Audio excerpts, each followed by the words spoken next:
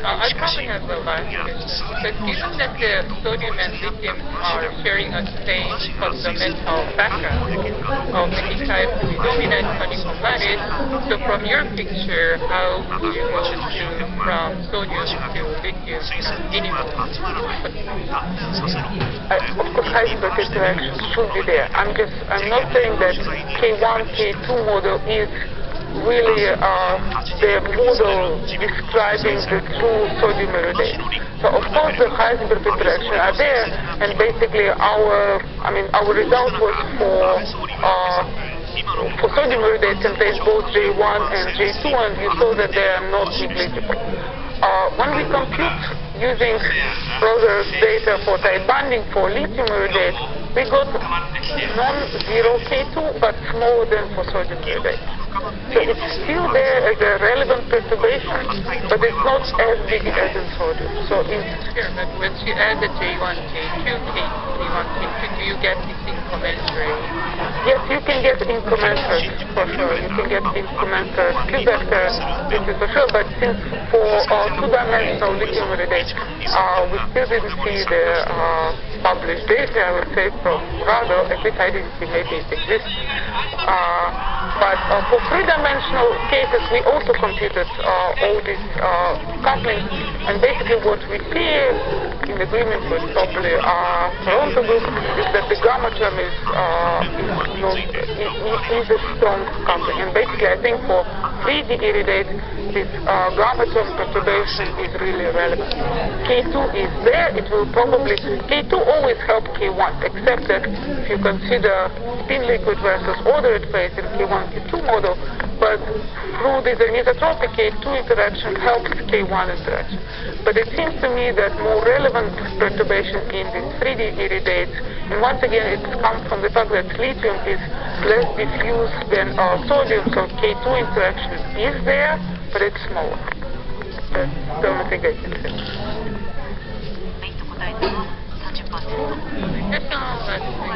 Potential gain, and then your copy rate. For the nice introduction, you made my work a lot easier. So today I'm going to continue the theme of talking about experimental probes of the interesting topological features of wild indirect semimetals.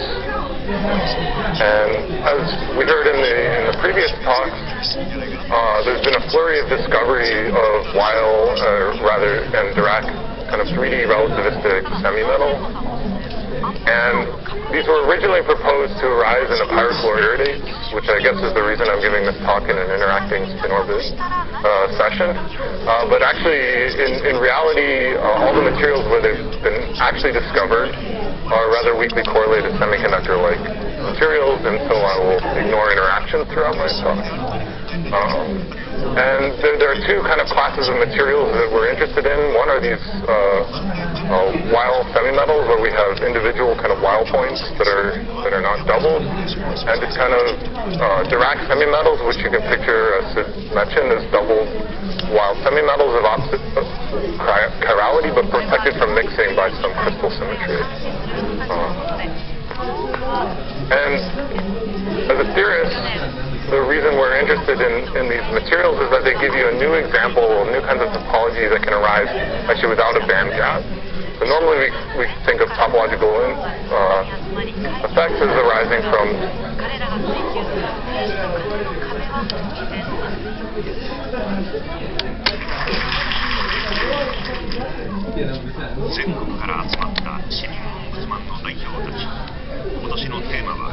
rather weakly correlated semiconductor-like materials, and so I will ignore interaction throughout my talk.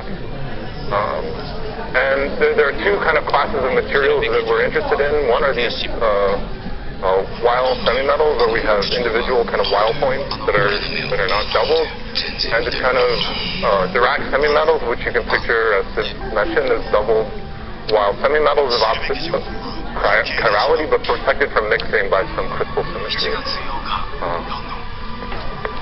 And as a theorist, the reason we're interested in these materials is that they give you a new example of new kinds of topology that can arise actually without a band gap.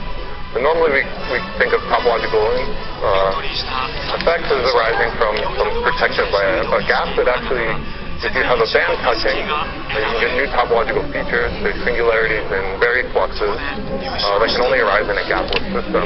And the while node is a particularly good example of this because it serves as a monofold source of churn flux. And there are two main consequences that have grabbed people's attention, which we've heard a lot about in the previous talk, so I'll just mention them briefly. The first is that if you apply electric and magnetic fields, you end up with this charge pumping from between opposite chirality while nodes, and this is mediated by a very special lambda level, which is near the while node. The lowest lambda level is independent of magnetic field. Its energies are independent of magnetic field, and it disperses exactly along or against the magnetic field. And this serves as the channel which mediates this chiral pumping between valleys. And another manifestation of this topology, so like any good topological material, while semi-metals have surface states, and it's nicely explained,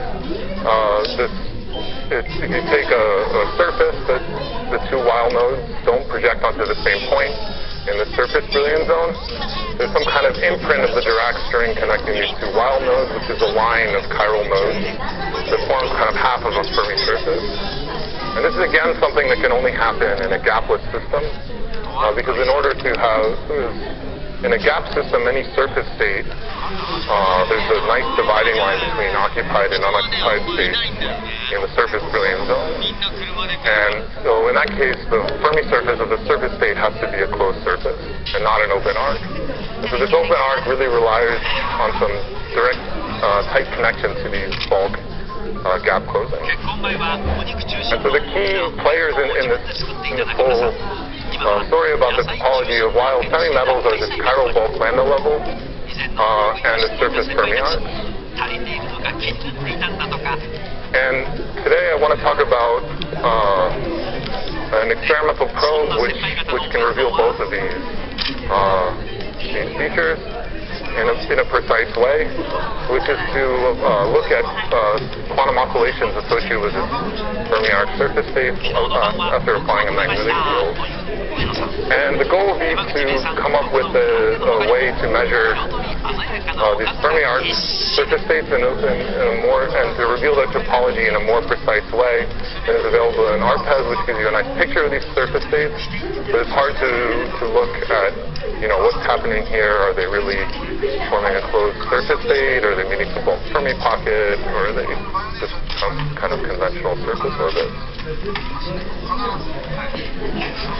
So I want to start with outlining some theory about what happens when you turn on a magnetic field in a wild semi-metal. In the second half of the talk, I'll discuss a little bit of some experimental measurements by James Analysis Group and MIT. So the theory part was done in collaboration with Tidemar, who I believe is in the audience, and he'll be a postdoc at MIT starting very soon, and also Ashwin.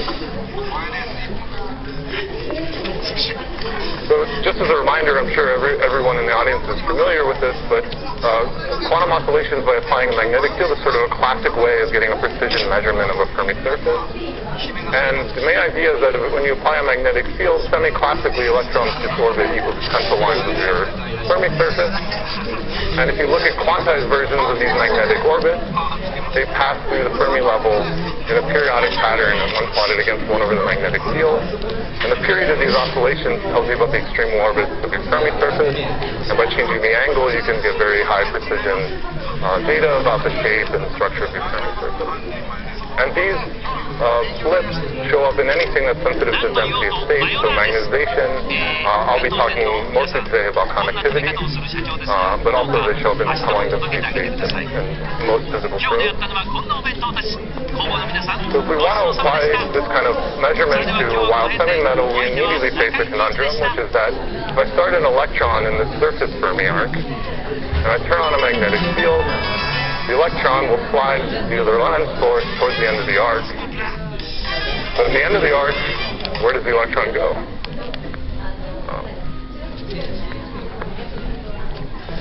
So as we slide towards the end of the arc, we notice that actually the bulk band gas is coming crashing down. And so the single band picture that we usually think of with